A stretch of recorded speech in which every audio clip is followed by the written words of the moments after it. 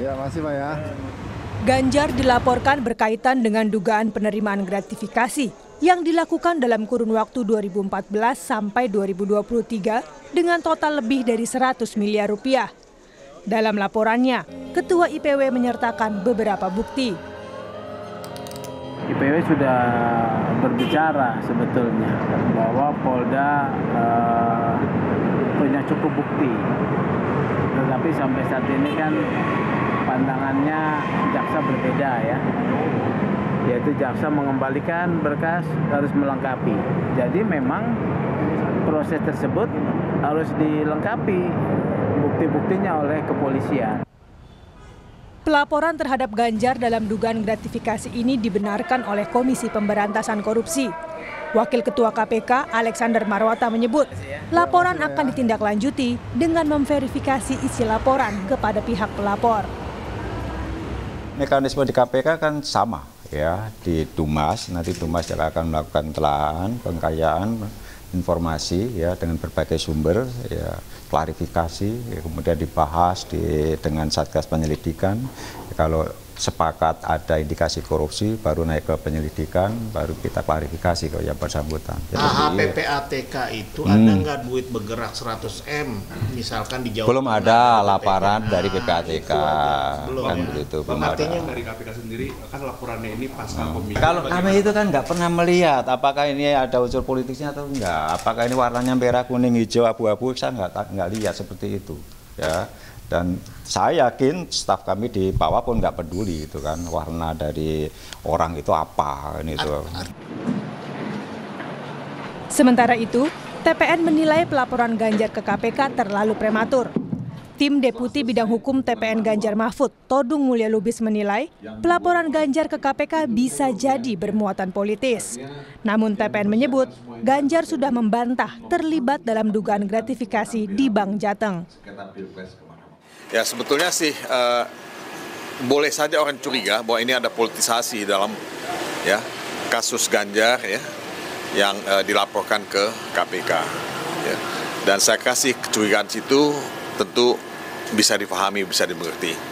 Tapi saya kan belum tahu persis detailnya seperti apa. Dan sementara Pak Ganjar sudah bicara dengan tegas bahwa dia menolak semua tuduhan itu. Saya kasih itu sudah cukup sebagai jawaban gitu.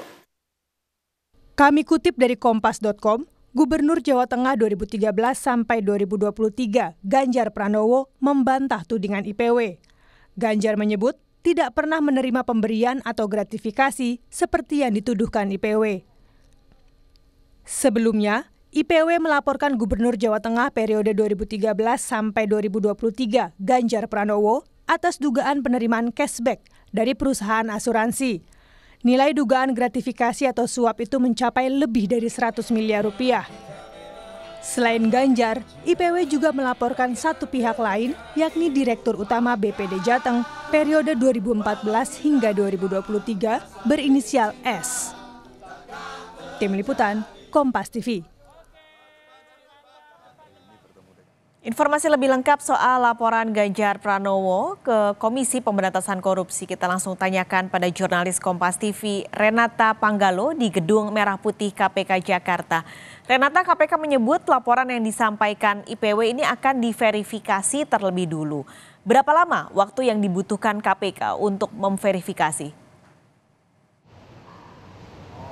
Ya, Paskalis dan juga saudara, sesuai ketentuan atau peraturan pemerintah yang berlaku ini selama 30 hari kerja, ini memakan waktu verifikasi selama 30 hari kerja. Hal ini disampaikan oleh Kepala Bagian Pemberitaan KPK Ali Fikri melalui pesan singkatnya. Jadi memang diperlukan waktu 30 hari kerja pemeriksaan administratif dan substantif yang dimaksud.